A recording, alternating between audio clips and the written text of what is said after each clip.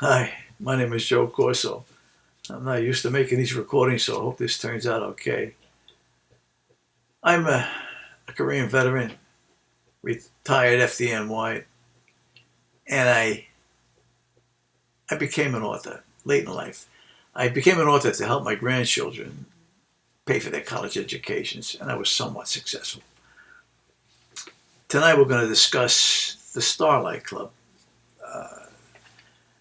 some facts about it, what the book's about. The book is about, it takes place in the 1960s, early 60s, and it's about a Queens mob.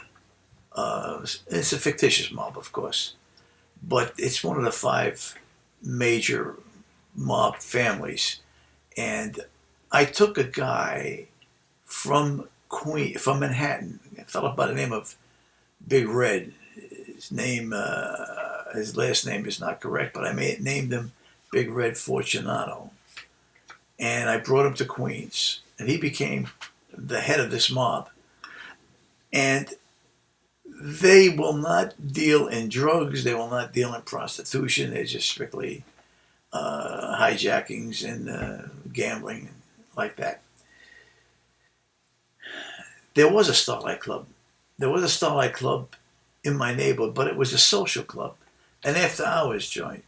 And my father's bar, which was located on 111th Street and 43rd Avenue in Queens, in Corona, Queens, was the basis for the Starlight Club because it's exactly as I described it in a book. It was an anomaly, I guess you would say, because it had a long bar when you entered it, and it had an anteroom with some offices, and then to the right of it, as you walked down, there was an unused, large ballroom, you say, or a dining room. It can hold 300 people. It had 300-person capacity, which we never used. If we needed to use it for a wedding or a bar mitzvah, we go down to see the captain of the 10th precinct, give him an envelope, and we'd use it for a night. It was simple. It was effective. Uh, I took a fella I met once by the name of Trenchy. I say I met him once. I met him a number of times. Trenchy. He was in Manhattan. He did 10 years in jail. And he was married to a very fine woman. She had four sisters, and they all loved him like it was their brother. I don't know what he did. It was none of my business. But he did serve 10 years. He got out, and he was a big bruiser. And I could never figure out what he was doing with this woman. Like I said, she was a really nice lady. And I took him. I brought him to Queens, and I made him the enforcer because he was a big guy, and I liked the name. I met Jimmy the Hat once. He was a Gallo mobster. I didn't care for the guy, but I liked his name, and so I used him in the book. Uh, Tarzan. Tarzan was a Gallo captain. He was a captain in the Gallo mob. We had his slot machines in our establishment, and if there was ever a good bad guy, Tarzan would have been him. He was a decent guy. He'd help anybody. And in my book, I make a quote. I said that Big Red was the kind of guy who could kill a guy eating a salami sandwich, but he couldn't drive past a woman in the rain changing a flat tire. That was Tarzan. Tarzan was like that, and he helped a couple of the young fellas in the neighborhood uh, when they needed help. And I'm not going to go into that right now. But the Writers Cafe, they uh, I did it. They helped me with a promotion on the Starlight Club on this book here, and in fact, I have I have the ad that came in the paper. It came in right here. Okay, they did a hell of a job on it. They did a heck of a job on on promoting the book, and I love the ad they put in there. I gave them the information. I'm not an expert on doing ads, and they did it. They took it all out of my hands and they made this beautiful ad and put it in the papers. Now, why I decided to self-publish, it's simple. I sent out literally hundreds. I'd say well over 500, and it could be close to 1,000 query letters to publishers and to agents. And my books have won so far 18, 19 awards. I think 19 awards. And the Starlight Club has won eight of them. Not only would they not read the book, but they wouldn't even look at it, which bothered me because I think my books have substance. I think they're well written.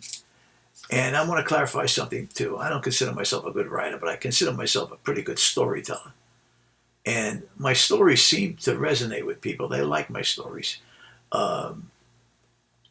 Any one of them, I try to make it interesting for both men and women. Well, anyway, I even sent The Old Man and the King to Clint Eastwood because I wrote that book figuring Clint Eastwood, Morgan Freeman, and Matt Damon would be perfect for it.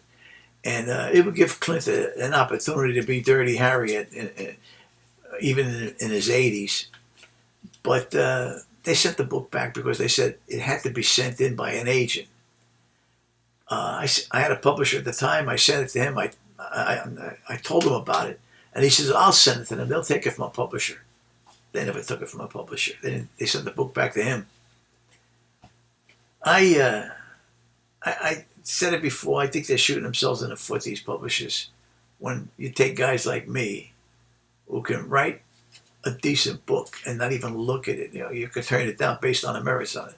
I'll go along with that, but not even to look at it. It seems silly, especially at a time when major publishers are being phased out of the business.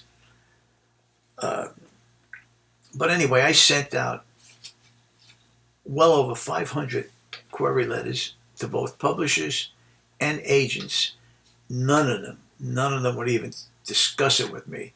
They were very polite and there were rejections, but still there were rejections. So what I decided to do was, if they won't publish for me, I'll do my own publishing. So I worked through Amazon and CreateSpace. I wrote my books. I published them on Amazon. Now they're all over. You can buy them in Barnes & Noble. You can buy them in Books A Million. You can buy them any book outlet. And the books are selling pretty good. I'm an international best-selling author, and I'm an award-winning author, which I'm pretty proud of. And like I said, I'm no Hemingway, but I tell an interesting story, story people seem to like. Well, that's about it. If you have any questions or you need to contact me, you can reach me at corsobooks@yahoo.com, or you can log on to corsobooks.com.